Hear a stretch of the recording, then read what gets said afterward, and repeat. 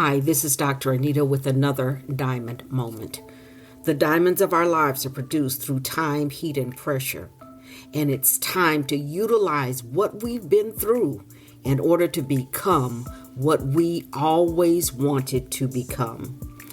If you have purchased your copy of a Diamond Journey Journal, Becoming is a Process and Process has Stages, I wanted to direct you to a couple of passages. And to begin with today, we're looking at the law of attraction. And I'll back up just a moment to say this. I've tried to include some terminology that, depending on what your faith tradition is, you may not be that familiar with. And if you're not, you may have been given information that was incorrect through fear to control you and what you learn, what you do, and how you grow.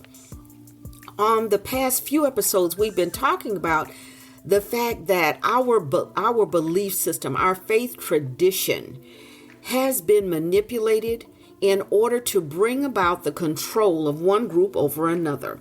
We've talked about the fact that there are some teachers, Mauro Bellino and Paul Wallace, who have done a series of teachings. And again, I warned you and admonish you, don't look at the thumbnails. Listen to what these men have to say. Be aware of the fact that the information that they give you with footnotes. The reason why someone will supply their foundational information to what they share is so that you can go and look at it for yourself. We've learned that many of the familiar passages in Scripture have been manipulated in order to benefit a particular group of people. I talked about one of those things being the fact that we have a one-page book in the New Testament, Philemon, that urges a slave to go back and just be a slave. Just your master, quote unquote, will be good with it. Just go back and be a slave. And if you pay attention to some of the more recent information that's coming out, among those being a Netflix documentary kind of reenactment of the story of Moses. And when we understand that what we learned from Paul and Mauro is that, and knowing that Jesus was a Jew, the Old Testament was written to Jews, then we find out the fact that that information, what was given, what Jesus' role was at that point, was to free these people in their minds. In that particular Netflix presentation, there are a number of scholars from various faith traditions who bring out information that many people were not privy to. And among that, there's one scholar who brings out the fact that slavery did not exist in Egypt. So where we see the terminology of the slaves, that the Hebrew people were Hebrew slaves, it does not bear true because there was no concept of slavery, according to this particular scholar. What they said is that the Egyptians had prisoners of war, they had servants, and they had forced labor. So when you're comparing and you're looking, you can most closely attribute forced labor to slavery, except for the fact that people didn't sell them. They were not considered chattel property of another human being, which is what took place in slavery. So when we have, as I've said before, an entire swath of our country that was involved with the sale of human beings as property based off of scripture that says, slave, go back to your master, that it's okay to have one human owning another. And we understood how the Civil War took place within the United States, fought primarily over holding or not holding slaves. And a lot of that had to do with the ability to vote and what would happen if. So I understand that. But what we want to look at is being able to know that much of where we have been, particularly, and I can speak most readily to the United States because that is where I live. That is the understanding that I have lived with, that we have been manipulated in a way in which it benefits a group of people to the detriment of another group of people. So as we're moving forward in the next few episodes, I want us to really be aware of being able to determine within ourselves, removing the boundaries that someone has placed on us, on our lives for their benefit, to move those boundaries aside and to be who we are. And in that, I want to bring up some of the definitions that I did put into a Diamond Journey journal. Becoming is a process. A process has stages.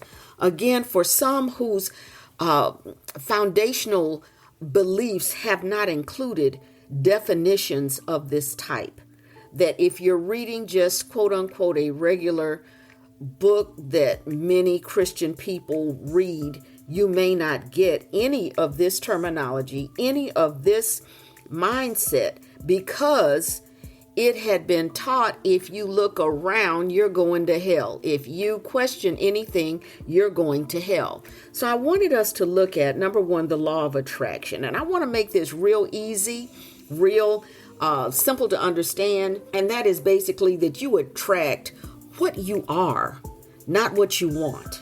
And I wrote in the Diamond Journey Journal, water seeks its own level. Birds of a feather flock together.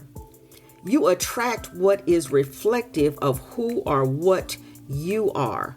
To change your scope of attraction, modify your perception of self and its limiting thoughts, behaviors, and actions. We have to modify or change our perception of who we are in order to have something that we've never had before. And that requires us being able to challenge what had been previously accepted. When I'm free to challenge those things, I have a greater capability and possibility of setting myself free. In the affirmations area of a Diamond Journey journal, Becoming is a Process, I want to read to you an affirmation on growth. Growth is a natural part of development. From birth until the transition from life, I am growing. Every experience I have and every person I encounter is a part of my growth process. Growth occurs at different speeds. Some plants sprout overnight. Some plants take years to break through the soil. Some grow to great heights, and some remain near the ground. All this is normal and natural to the type of seed and type of plant that is growing. My growth, whether fast or slow, is normal. I am growing and learning. And I believe that that is exactly where we are. We're at a place of looking at where we've been, determining what we want to do and how we want to do it, and then pressing forward in order to have what we've never had before. We're going to be going into some additional topics of looking at, if we were free, how could we move around and live within our own lives? If we were free, what would we be able to do? What kind of changes could we give to the society in which we live?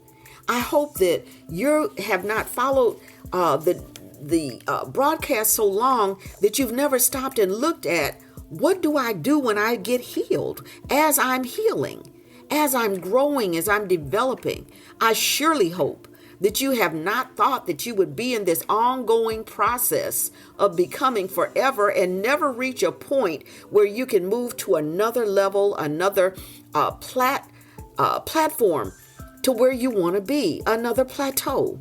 It is my hope that you have factored in the changes that you're making in your life and have begun to develop the concept, the idea, the thought of who you want to be as you move forward. The healing that's occurred in your life hopefully has freed some real estate in your soul and in your heart to grow. And I am with you on that journey of growth. We're going to be talking about who you can become as you move forward in your life. What changes can you make as you project into this world a healed, vibrant, healthy self? Who you allow in your life and what you go along with as you move forward. What do you really want to do with the new understanding that you have? And so I want to give you this meditation to think on. There are no shortcuts in growth. You must take each step one at a time. The question is, how long will it take you to take the first step? And I think that's where we all have to begin. As I'm becoming who I choose to be, when I've left behind the limitations of the fear controls that had been placed over my life, when I allow myself to look around, ask questions, and see, there's something wrong with this picture, who will I be then? And how long will it take me to break out of that mold and become who I was destined to be? We have the ability, and more than that, we have the obligation to live our own lives and to allow others to live theirs. I've stated this before because I truly believe that we don't have right to decide what someone else can do, who they can be, who they can love, what they can do with their own bodies. And we don't even have a clue on what's going on in our own lives. We've never broken free from the ties that bind us to a past that has nothing to do with who we are. We've never taken the time to be able to realize that in conversations about slavery, if you didn't hold slaves, it's not about you. It is not about you. And being able to join into a conversation with a friend that you say that you hold dear, whose lives are being limited by the society around, and for you to stop up your ears and say, I don't want to hear it, I don't want to hear it. That makes me uncomfortable. Well, somebody else is living their entire life uncomfortable. When are you going to be the friend that you profess to be and stand with them through this journey, through this challenge, and on this platform? But it takes being able to set yourself free before you can free anyone else.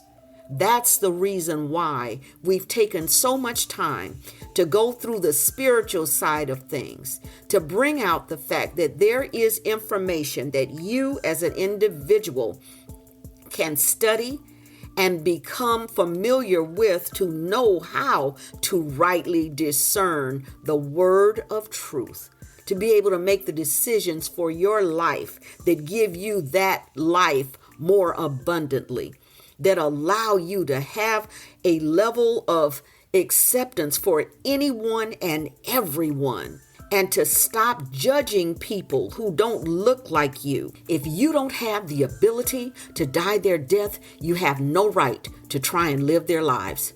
Join me next time as we continue working through a diamond journal, as we continue becoming more of who we were destined to be. Join me on my website, www.DrAnitaMc.com. Join me on NoomVibe and on FanBase.